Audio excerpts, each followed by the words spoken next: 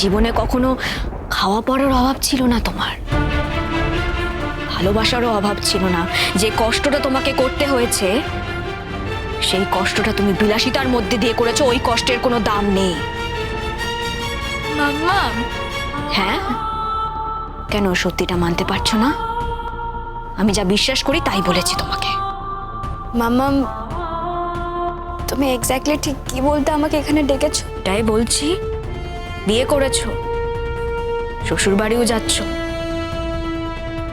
শ্বশুর বাড়ি যখন চলেই যাচ্ছ, মন দিয়ে সংসার করো, আর কিছু নয়। আমি তো যাবই তোমার কাছে।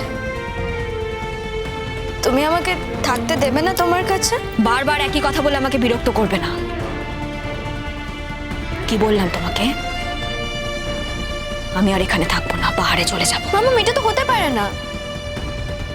তোমার যেমন আমার উপর একটা অধিকার আছে, তেমন আমারও তোমার উপর একটা অধিকার আছে। মাম্মা, কিসের অধিকার?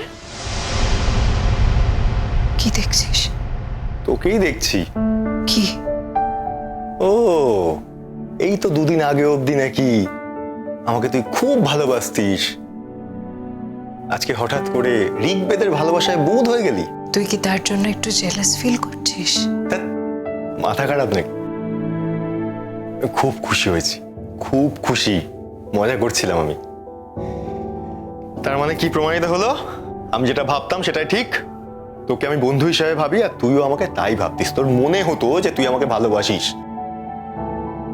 এখন তুই বুঝতে পারলি যে ওটা ওপর ওপর তোর মনে হতো, ভেতর থেকে এরকম কিছু ছিল না। হ্যাঁ, একদম একদম তুই ঠিক কথা বলেছিস। নাহলে কি এত সহজে আমি ঋগ্বেদের কাছে যেতে পারতাম নাকি? আসলে জানিস তো, ঋগ্বেদের সাথে না আমার একটা অদ্ভুত কমফর্ট জোন তৈরি হয়ে গেছে। আমার মনে হয় ঋগ্বেদ আমার জন্য একদম পারফেক্ট পারসন। অনন্তিকা, আমি তোকে বলে বোঝাতে পারবো না। বিশ্বাস করে, একটা মনে হচ্ছে মনের থেকে একটা ভার নেমে গেল। তোরা খুব ভালো থাক রে, খুব ভালো থাক তোরা। আমি খুব খুশি হয়েছি, ভেতর থেকে খুশি হয়েছি। হ্যাঁ, শুধু একটা রিকোয়েস্ট, এই বন্ধুত্বটা কখনো ভাঙিস না কিন্তু। এটা আমার কাছে খুব প্রিশিয়াস। বন্ধুত্ব কেন ভাঙবো? আর তুই তো আমাকে চিনিস। আমার কাছে নেই মানে বন্ধুত্ব, সম্পর্ক, এগুলো মানে আমি না বাড়াবাড়ি করতে পারি না। আচ্ছা, তোরা কোথায় ঘুরতে যাচ্ছিস?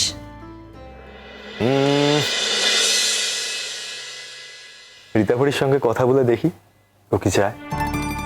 দেখ, এখন তো আর কোনো কিছুই আমার জীবনে শুধুমাত্র আমার সিদ্ধান্তের উপর নির্ভর করছে না। রীতাভরিকে জিজ্ঞেস করতে হবে, দেখি ও কি বলে, তারপরে দেখবো। তোকে না বড্ড অদ্ভুত লাগছে, জানিস তো? কিরকম লাগছে?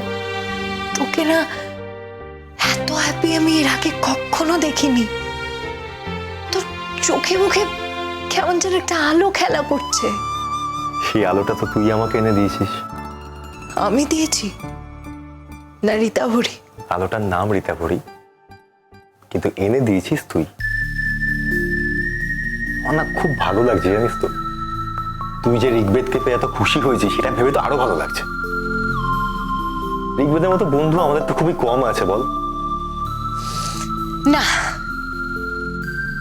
ঋগ্বেদ আমার বন্ধু নয়, আমার বয়ফ্রেন্ড, আমার হাজবেন্ড, আমার জীবন মরণ, আমার সবটাও, সবটা।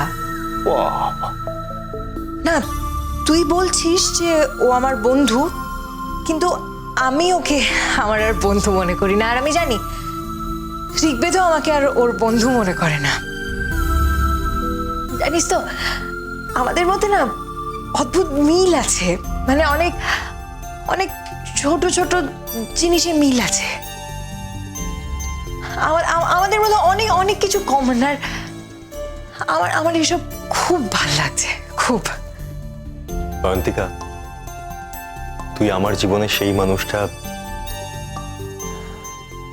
যার জন্য আজকে আমি এতটা সুখ পেয়েছি। I promise you. যদিও তুই জানিস, তাও তোর জীবনের সমস্ত রকম সুখে দুঃখে সব সময় তোর পাশে তুই আমাকে পাবি। দরকার হবে না, ঋগ্বেদ আছে তো, ও আমাকে সবটা দিয়ে ভরিয়ে রাখবে। কেউ কি বলতে পারে বল কখন কাকে কিভাবে কার দরকার পড়ে? তুই খুব ভালো করে জানিস, আমিও জানি যে আমরা দুজনেই একে অপরের পাশে যে কোনো প্রয়োজনে থাকবো। আর দেখ, আমি রীতাপরীকে যতটুকু চিনেছি জেনেছি, ও একটা এমন মানুষ যে অন্যের পাশে দাঁড়াতে ভালোবাসে। এরই মধ্যে সীতাবরীকে এতটা জেনে গেলে? খেয়াল করতাম। তার মানে তুই যখন পড়তিস, আমাদের সম্পর্ক চলছে, মানে আমাদের বিয়েও ঠিক হয়ে গেছে, তখনও তুই ওকে খেয়াল করতিস?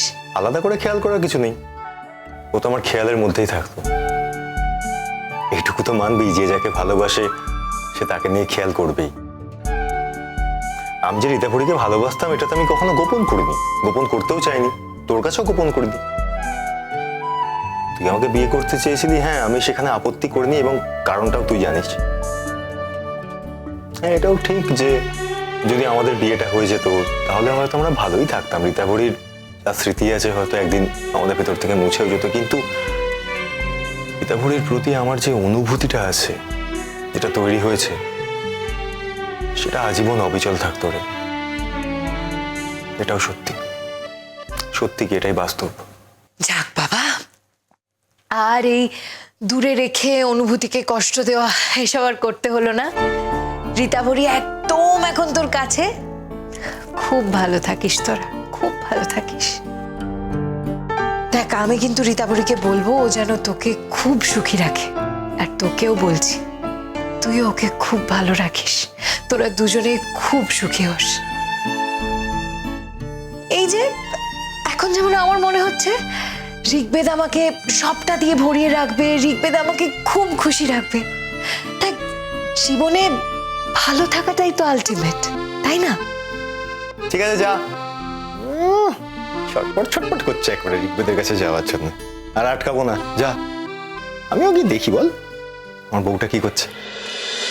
তুই যে বলতিস তুই বন্ধুত্বে বিশ্বাস করিস, তুই তো রীতাবরীকে বউ বলে ডাকলি।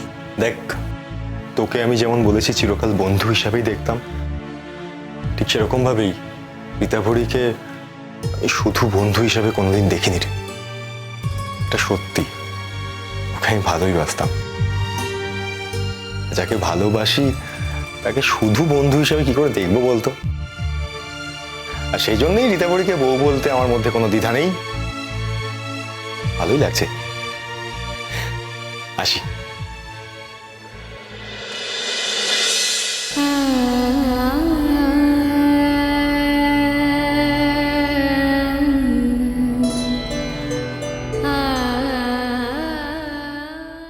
একটা কথা জেনে রাখো, আজকের পর থেকে আমার তোমার উপরে আর কোনো অধিকার নেই। যা অধিকার ছিল সবটা আমি ছেড়ে দিয়েছি। কিন্তু আমি তো আমার অধিকার ছাড়িনি। তোমার প্রতি আমার ফার্স্ট ডেতে যেরকম অধিকার ছিল আজও আছে, আর ইন ফিউচার যতদিন তুমি বেঁচে থাকবে আমার একই রকম অধিকার থাকবে। ওই অধিকার তুমি নিজের কাছে রেখে দাও। আচ্ছা মামাম, মামাম তুমি তো একটা সময় ওকে কত ভালোবাসতে।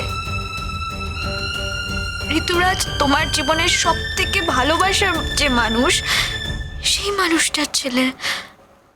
তুমি খুশি হলে না মামাম?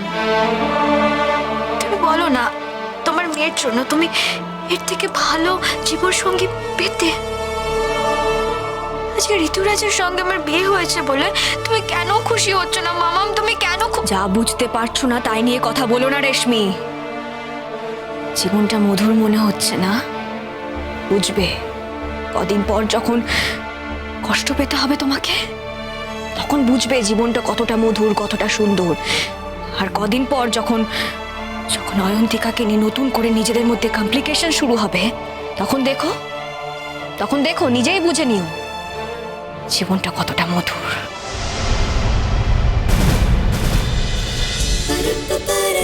गुड्डी गुड्डी